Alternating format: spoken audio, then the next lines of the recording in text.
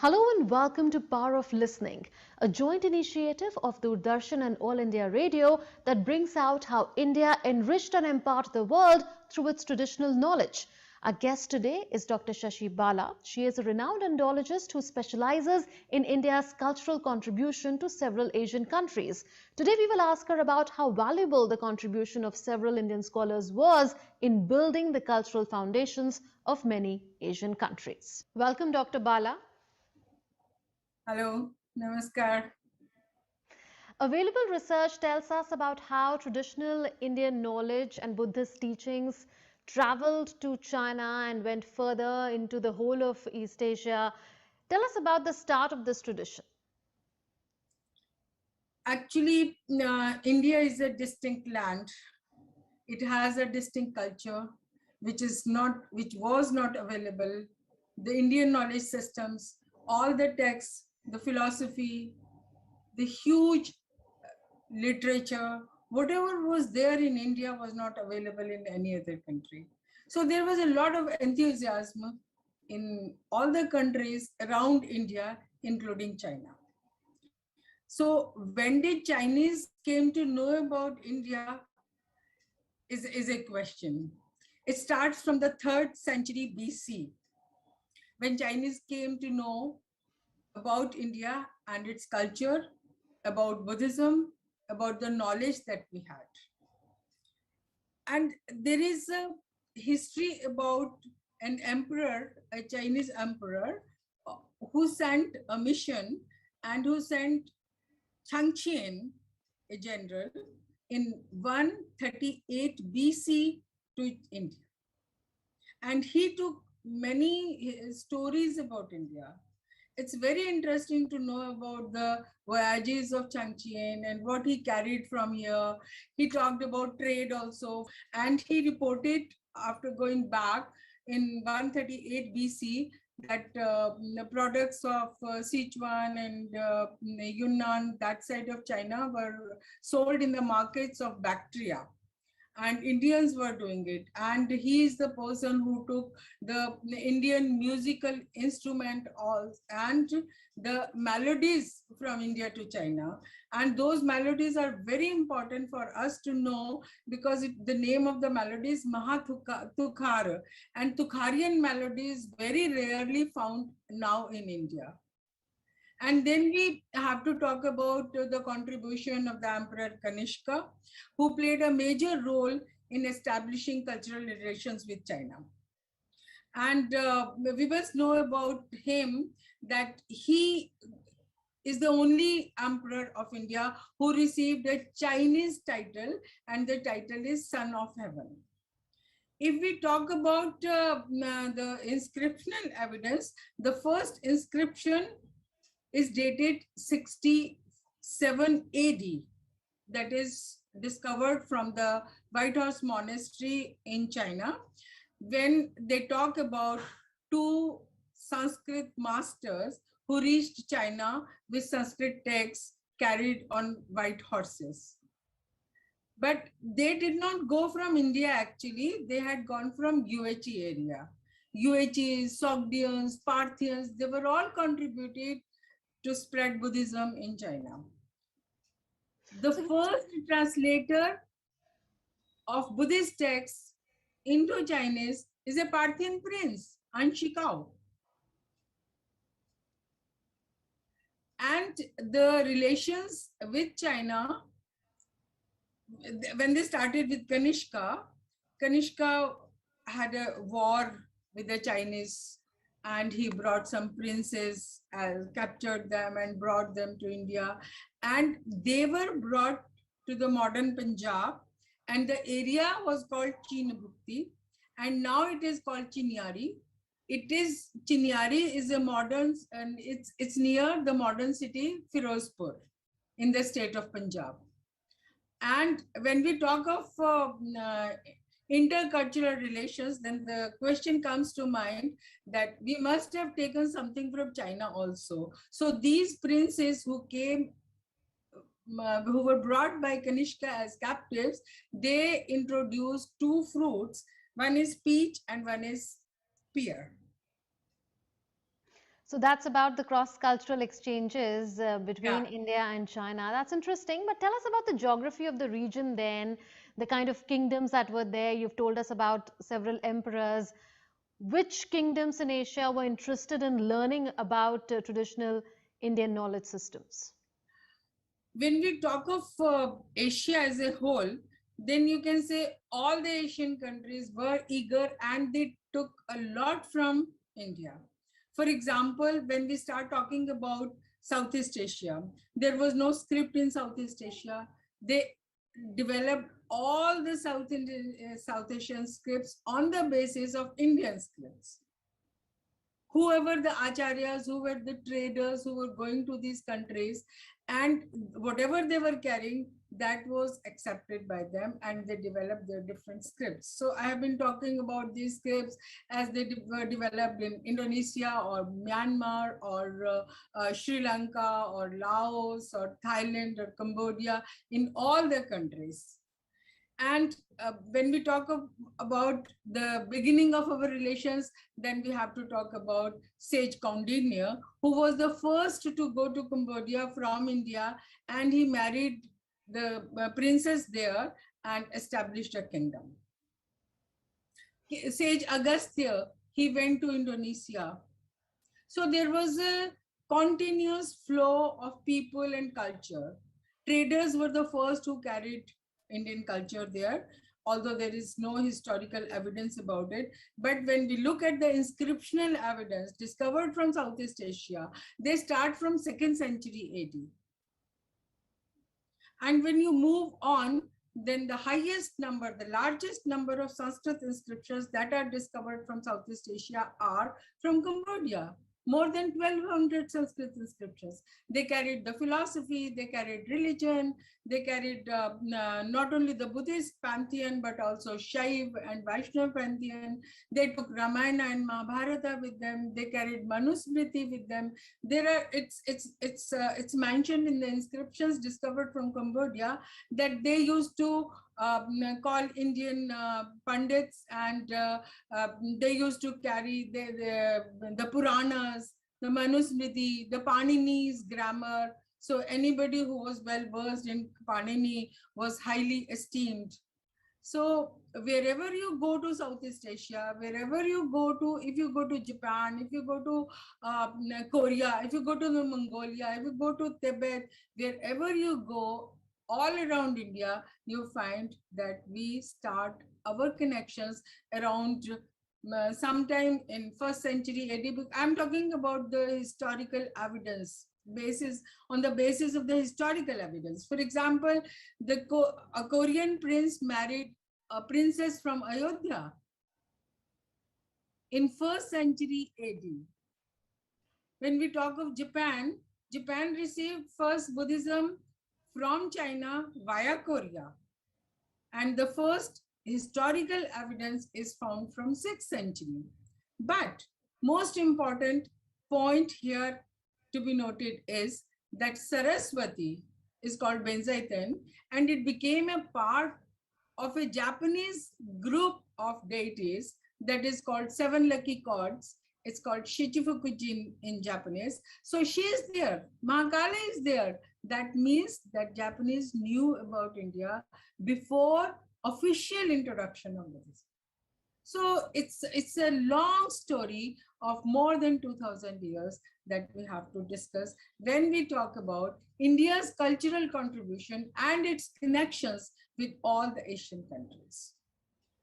So, who were some of those Chinese emperors, particularly, who came to know about the vast knowledge that Indian scholars and monks had about Buddhist teachings and reached out to them? The earliest Chinese emperors who came to know about is around 3rd century BC. But according to the written records, in 1st century AD, there was an emperor Ming Ti who had a dream that some kind of an effulgence, some light has entered his palace. Then when he gets up in the morning, he talks to his astrologers. Astrology was a developed science in China already also, although they had many new things after dissemination of, or when Buddhism reached there and the text reached there. But when he asked his astrologers in the morning that what does it mean, then they told him that this means that all the this light is the light of the light of Buddhism, and now we have to bring Buddhism from India. Then he sends an envoy to India to bring back Buddhist masters, and they returned with the masters whose names are given in an inscription, Kashyap, Matang, and Dharmraksh. It's a beautiful detail that is given there, that how they reached there and how they were welcomed by the emperor, and how a new monastery was built for them so that they could work, they could translate the text. Translation of text is the most important. It's key to our relations with China. Whatever our knowledge systems reached China, it was through translation of our texts. And they were not, all these texts were not just translated once, they were translated many times, because many emperors, they found, oh, this may not be a good translation, maybe we can do a better translation. And whenever they had problems, anything, there were conflicts, there were wars, there were famine, there were epidemics. So they always used to invite masters, Buddhist masters from India. And there are some very interesting stories about them. For example, there is a story about because of the pandemic these days, I want to talk about it, that when a Buddhist master reached China, he took some ball kind of a thing, but nobody has written about it. What was that? He presented it to the emperor. Emperor was not much impressed, but anyway, it was a gift from India. He accepted it, kept it. After some time, there was an epidemic in China. And then the teacher said to fumigate it, to burn it. And after the fumigation, it is, I'm talking about whatever has been written in the Chinese historical chronicles. So when this ball-like thing was burned, and with the fumigation, they could control the pandemic for 3 months in an area of 50 kilometers. There are other emperors also who were so keen to get masters from, whenever they came to know about any famous Buddhist master, then they were so keen to have in his kingdom, in his empire. So I just want to give you one example for this. For example, when Kumarajiva's fame reached China, he was a prince, he was a son of a princess of Kucha. His father was a Kashmiri Brahmin. He was from a very rich, high-profile family. His name was Kumarayana, but he wanted to work for Buddhism, and he took monk's robes and he began to travel towards China. And whosoever was traveling from India to China via the Silk Route, there were many small kingdoms there. So one of the kingdoms where he reached was Kucha. And the prince of Kucha stopped him forcefully, and he forced him to leave the monk's robes, because they were trying to find an appropriate match for the princess, because she was such a devout Buddhist, and she had so much of knowledge about Buddhism. So he could have been the best match for him. So he had to leave his monk's robes, forcefully had to marry. Then their son was called Kumarajiva. So Kumarajiva, Kumara, half of his name is taken from his father, and Jiva was his mother's name. So Kumarajiva. Can you believe that an army of 70,000 soldiers were sent, because he sent requests to the king of Kucha to give him Kumarajiva, but he did not want to do that. Finally, he sent an army of 70,000 soldiers to capture him. When he reached China, on his way, because that time people were traveling by horses and it used to take a lot of time. In the meantime, there was some turmoil, political turmoil in China, and power shifted from one emperor to another. And people did not understand why they have captured. The soldiers did not understand, their generals did not understand why they are bringing Kumarajiva and who is he. And they could not understand the knowledge that he had. So they put him in jail. So when he was in prison for 17 years, then he learned Chinese. In Kucha, whatever the kingdoms were there on the Silk Route, people were not knowing Chinese language. People knew more of Sanskrit. There are many such evidences. There was no Chinese culture beyond the Great Wall of China. Hmm. Absolutely. Everything has These are written about interesting it. facts that you are bringing out. But this journey that scholars had to make from India to China and further to several other East Asian regions would have been quite perilous, isn't it? Tell us about the Oh, kind of it was difficulties that they faced in their journey. it was full of dangers. It was full of difficulties. There are many reasons. People who were traveling by the Silk Route, it was such a huge desert. They could not get a drop of water or any food for days. They were, many of them fainted, many of them died. Even people from India, going from India to China or coming from China to India, they had a lot of problems because of scarcity of water and food, number one. Number two was horses. Sometimes their horses used to die. Number three was robbers, because they used to carry gold or something to maintain themselves, because after all they were traveling abroad. So the robbers knew about it, so they never took a road. There was no proper road for them to travel. It is called Silk Route because to avoid robbers they were taking different routes.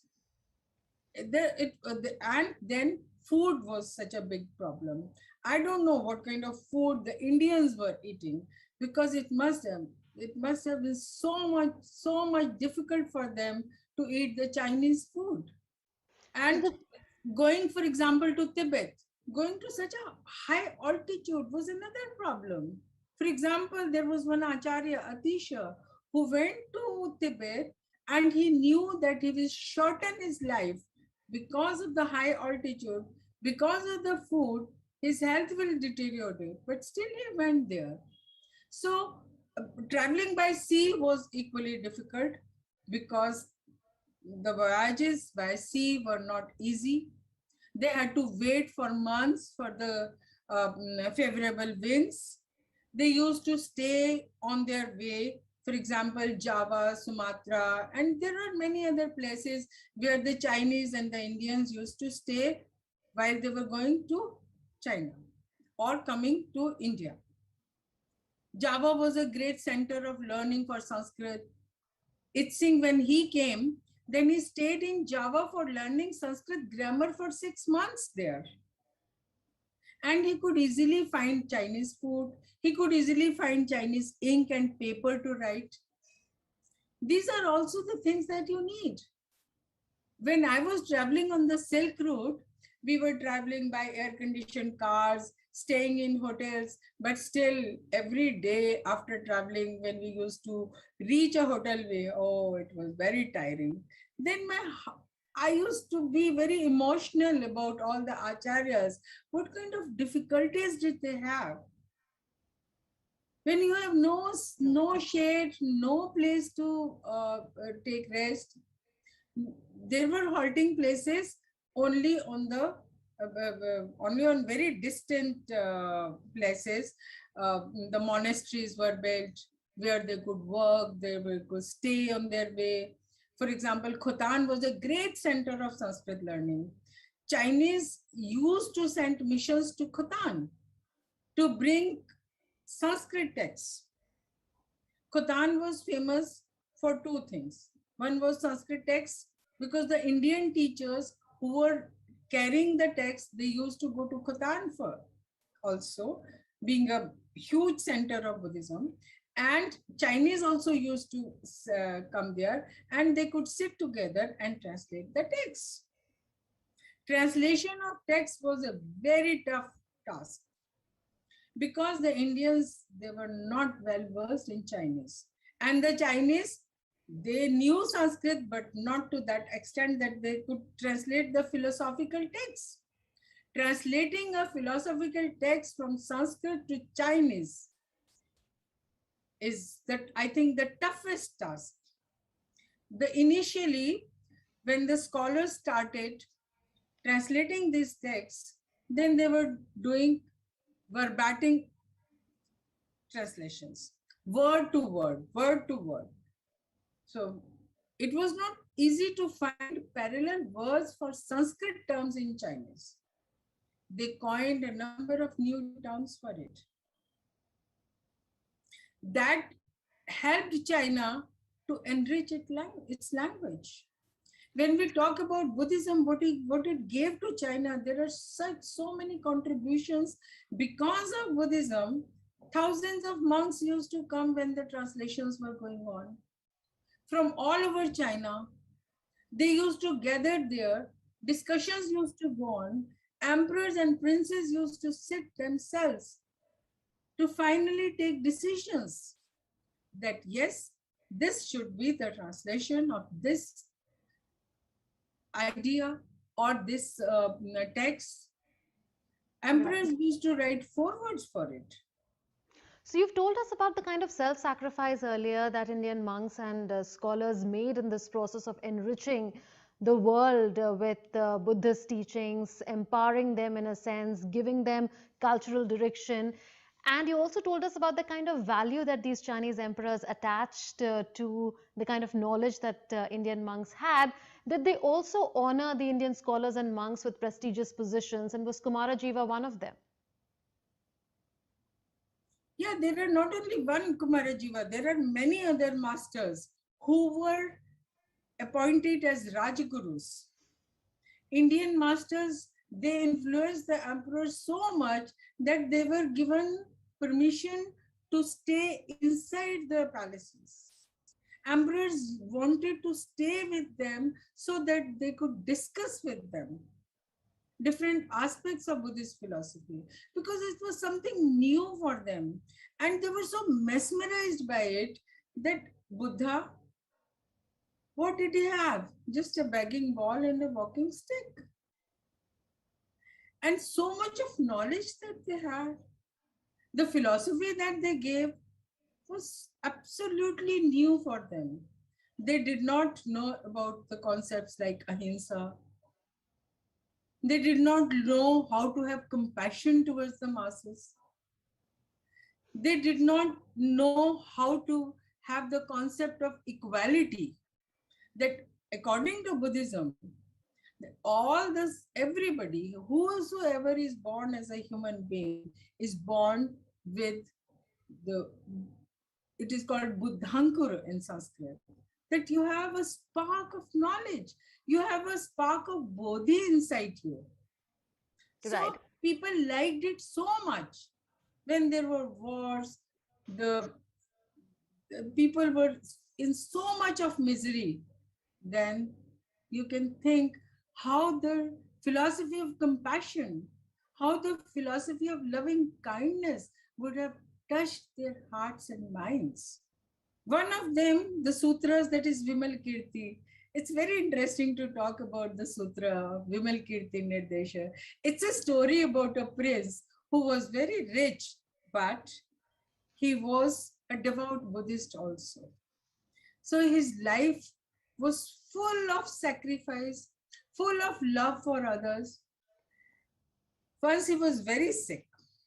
Buddha asked many disciples to go and find out how is he feeling. Everybody was so scared. He's such a effulgent personality. They did not dare to go and check, did not dare to go to see him, to visit his palace. Then finally they all got together and reached his palace. When they reached there was no food, There were no chairs to sit, no huge seats, there was nothing to welcome them. Then they were slightly upset what to do. Then Vimal Kirti said, I did not know that you are hungry for this kind of food. Then with his magical powers, he brought so much of food, then it was flowing inside the palace, and they said, no, we don't need this. Then they said, we don't, sorry, where do we sit? He said, oh, you need seats. So he brought so many huge seats that they could not even sit on those chairs. And his persona was so impressive for the Chinese that many of the Chinese, they accepted the philosophy, they internalized the philosophy, the life of Vimal Kirti, because Chinese did not like the idea of sannyasa. They wanted to live with all the luxury in these palaces, but be a devout Buddhist. So the character of Vimal Kirti suited them the most. That is why Vimal Kirti is so famous all over East Asia. If you go to China, go to Dunhuang, wherever you go, you can see the beautiful panels, painted panels, murals, etc., that depicts the life of this Vimal Kirti and the philosophy. Absolutely. It created like a cult there. Mm-hmm. So those are the very respectable Indian monks and scholars. You've named a few of them. There is also a common perception in the world that martial arts and acupuncture have actually come from China to the rest of the world, including India. But the reality is different. These Yeah. are traditional knowledge systems that moved out of India to various countries. When you dig deep, what do you find there? You see, it's historically proven, it's historically written by the Chinese themselves that it was Bodhidharma. Bodhidharma was a prince of Kanchipuram. Kanchi was a cradle of learning. I'm not going into the details of Kanchi and what kind of connections were there from Kanchi to Canton, how people were traveling, how people were carrying the knowledge from Kanchi to Canton and other places. This Bodhidharma, the prince, he became a monk. He studied in Nalanda, and then he left for China. When he reached there, he is the scholar, he is the master who carried the martial arts. The Indian martial arts is called Kalari Payattu. In India, it's faded because it is a knowledge that can be given through Guru Shishya tradition so that nobody can misuse it. So in North India, normally we do not practice Kalari. Now I have launched courses for it so that people know about Indian martial arts. So he was also an expert of Marma therapy. Marma therapy is also an Indian knowledge that was taken to China by Bodhidharma, and there they developed in their own way, and it is called what is it called? Acupressure and acupuncture. Bodhidharma carried the knowledge of dhyana yoga. Yoga is Ashtanga yoga, if you know about Patanjali. So, yam, niyam, asan, pranayam, dharana, and then comes the dharana, dhyan, and samadhi, are the later three stages. So, Bodhidharma carried the philosophy of dhyana yoga, which is called Chan in Chinese. It is called Song in Korea, and it is called Zen in Japan. They have developed in their own way also. Zen has been developed in a different way, but the philosophy is the same. The scriptures, the basic scriptures are the same. In Japan, even today, people know about Bodhidharma. If you have any wish and you want to go to a monastery or a temple for fulfillment of some wish, what they do? Outside the monasteries, you can find dolls that is called Daruma dolls. They are limbless dolls because when Bodhidharma sat for dhyana in China, for years and years, he lost the power, he lost his limbs. So when you go the first time to a temple to offer the Dharma doll, they paint just one eye and offer it in the temple. When a wish is fulfilled, then they go again and then paint the second eye. So Bodhidharma is connected to the Shaolin Monastery. If you go to the history of Shaolin Monastery, how the Chan philosophy is such a prominent school in China, how it has contributed in an overall development, not only of culture, but also civilization all over East Asia. So there is a lot to be studied that, and there are a number of proofs that this is Indian knowledge system that was carried from by Bodhidharma to China. Also Ayurveda. There are proofs about it, that how Indian Vaidyas used to go there, because Chinese emperors, they were so crazy about long life, and they knew that the Indian Vaidyas has some kind of herbs. They used to prepare some, you can say kadha, in Sanskrit it is called kadha. They used to boil the different kinds of herbs and prepare different kinds of medicines. According to the Chinese history, there was a Vaidya who used to give medicine with which one could live for 200 years. They have even preserved the prescriptions of those Vaidyas. We don't have those that old prescriptions in India of the Vaidyas. So they took a lot from India for in terms of yoga, in terms of Ayurveda, in terms of astrology, metallurgy, and all kinds of sacred and secular sciences. Did some of the Indian monks also possess some extraordinary knowledge with regard to mantras that could achieve feats which are unimaginable, reviving dead trees, invoking rain amid drought? Yes, because our masters who went there, they proved it.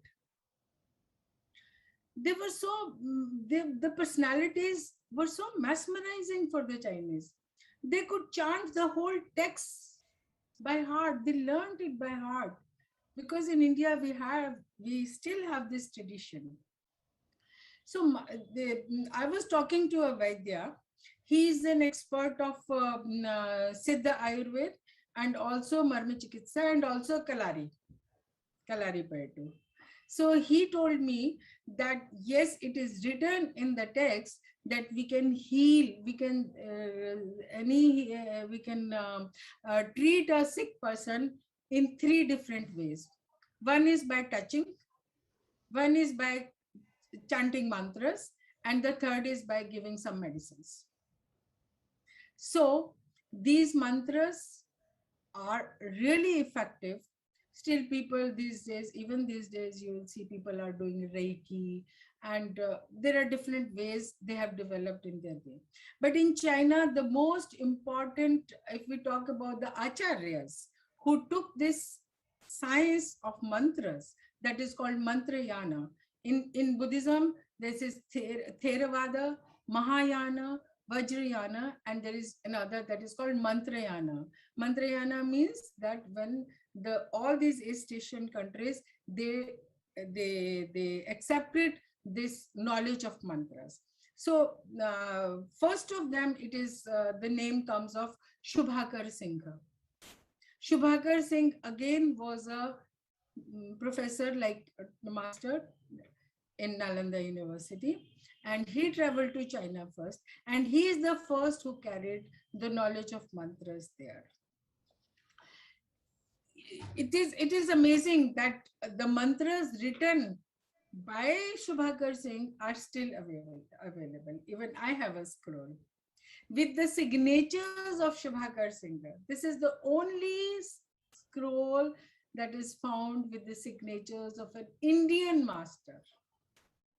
And from there, this Mantrayana traveled to Korea and to Japan. And in Japan, it was developed after the early 9th century. In 805, it was monks came from Japan to study in China, and they studied Mantrayana. And it was the first time that Kobodashi took the Mantrayana, the idea, the philosophy, the text, all this to Japan. And they developed Mantrayana in such a fascinating way that it's very interesting to talk about. There are other monks also that we can talk a little bit about them. That is very famous among them is Vajrabodhi and Amog Vajra. Amog Vajra was so famous because he worked so successfully with the help of mantras, with the help of rituals, that the Chinese emperors could win wars. They could invoke rain. They could stop pandemic. They could cure people. They could revive their trees. So they were performing different kinds of ceremonies. So Chinese were much impressed, so much impressed by them that Amoghavajra was also appointed as Rajguru, and he was respected not only by one emperor but by three emperors in China. It's amazing the respect that is given to Amoghavajra by the Chinese emperors. Tell us about the centers of learning that were there in India that made major contribution to the literal and cultural advancement of China and gradually East Asia. Uh, there were a number of monasteries in India, and monks coming, masters, teachers, they were coming from China and studying there.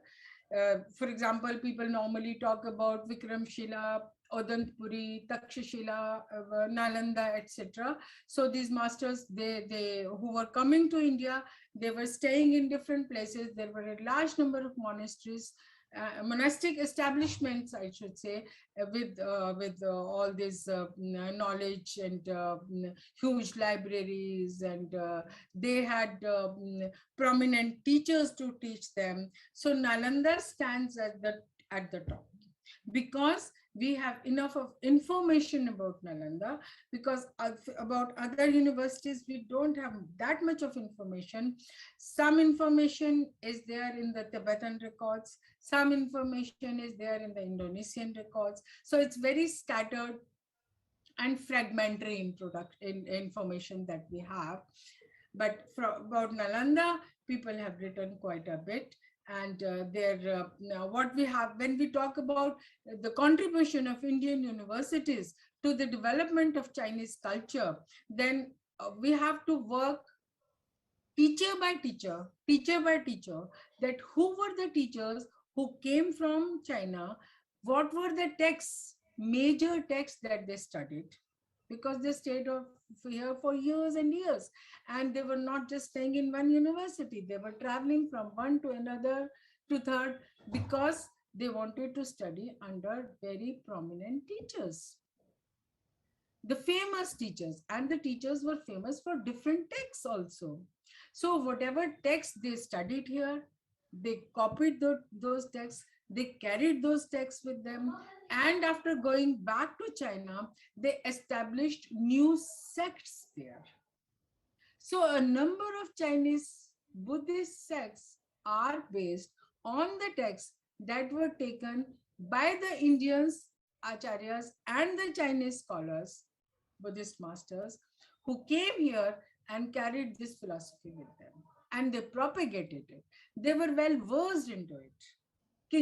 Cities, any capital, any new capital that was built was sanctified with the building of monasteries, stupas, temples, digging out caves. There are huge cave complexes in China, and mesmerizing, beautiful statues and paintings are there. I just wanted to tell you about the Dunhuang caves. Can you believe that in just one cave complex called Dunhuang, there is, if you calculate, if you measure the wall surface, it's 25 kilometers of murals. They are full of Buddhist texts being depicted in the form of paintings to enlighten people, because it's difficult for people to understand the philosophy. So they adopted their new ways. China sent special mission to copy the murals in India. There was one mission that was headed by Wang Xuanze. He came here and he copied all the murals in the monasteries, but unfortunately when he was in India he passed away. Then the emperor sent another mission to bring back all the copies that were made by him working in Indian cave temples, because they were used for different reasons, for meditation, for enlightening people, to have transcendental values. What is the difference before and after coming of Buddhism in China? All the energies that were used to build tombs, that was shifted to build monasteries and temples. If you go to Xi'an, just visit the largest tomb that is discovered with thousands and thousands of soldiers, the statues of soldiers. So in place of building huge tombs, they started building huge monasteries. So it was something pious for them. So Buddhism changed their mindset. They wanted to be devout Buddhists. There was an empress, Empress Wu. According to the Chinese, it was not allowed that any female could rule the country.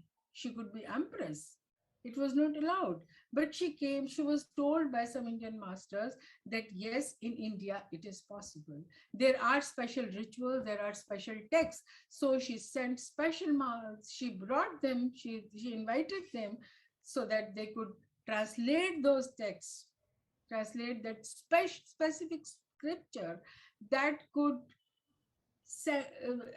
permit her to rule the country, and special ceremonies were organized. She did a lot of work for dissemination, for spread of Buddhism, for preserving Buddhism. All these emperors during the Tang period, during the Ming period, even till the 17th century. Qianlong, you talk about Qianlong, 17th century. I have pictures of his bowls with Sanskrit mantras written on them. The ritual bowls that they were using were embellished with Sanskrit mantras, with the seed syllables. Qianlong did another very important project. Chinese has collected all the Buddhist texts that were translated into Chinese into a compendium that is called Tripitaka. So Qianlong requested, or he ordered, you can say, to collect all the Sanskrit mantras taken out of the Chinese Tripitaka. Then he ordered to transcribe them into 4 different scripts, because people who could read Manchu script, Mongol script, Chinese, and the Tibetan script. And those huge number of mantras were collected and published, and later on it was published by our Academy, International Academy of Indian Culture, in 22 volumes, thick volumes. And Qianlong presented it to his mother at her 80th birthday. Why 80th birthday is so important? Because when a person completes 80 years of his life, that means he has seen 1000 full moon days. It is called in Sanskrit Sahasra Chandradarshi. So that was the spirit.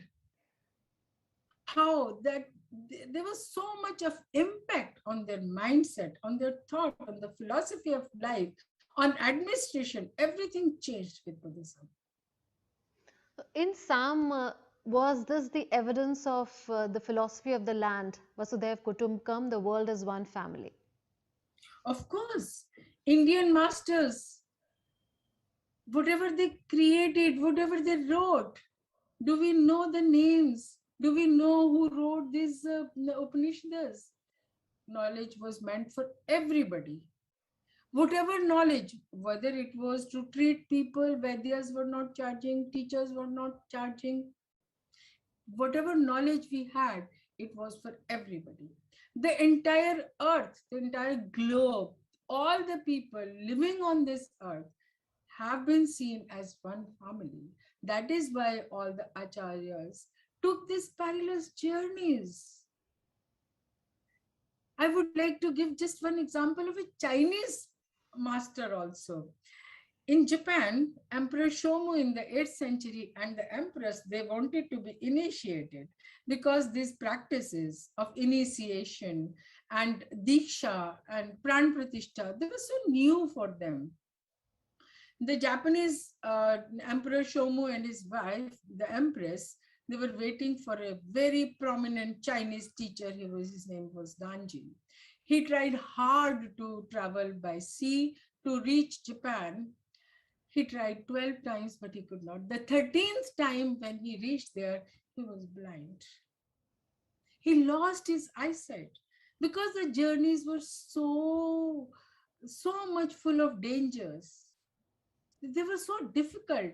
Finally, when he reached there, and he was blind, but the emperor received him with so much warm welcome. Imperial welcome was given to him. A special monastery was built.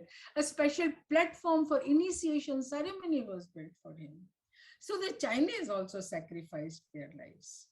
Even the horse of Kumarajiva, when Kumarajiva was being taken from Kucha to China, then on his way in Wu Wei, his horse died. And people, because horse was so important, horse is a symbol of imperial power, but horse is also a symbol of Buddhist knowledge, the wisdom, because they were used to carry the sacred scriptures. So when the horse of Kumarajiva dies, then the local people collected money and they built a stupa even for the horse. It still stands. I have visited it. Absolutely. So the concept of Vasudhaiva Kutumbakam, that everybody is a member of one family, it's such a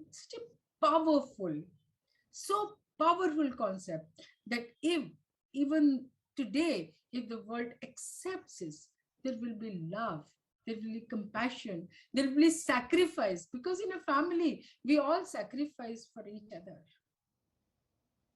So Vasudhaiva Kutumbakam, I think, is the best to have peace in the world, to have friendship, to have harmony. There will be no wars. Why will we fight if we are one family? Well, on that note, Dr. Bala, we'll conclude our conversation. Thank you so much for sharing your insights and telling us about the kind of role that Indian scholars particularly played in building the cultural foundations of the whole of Asia. Thank you.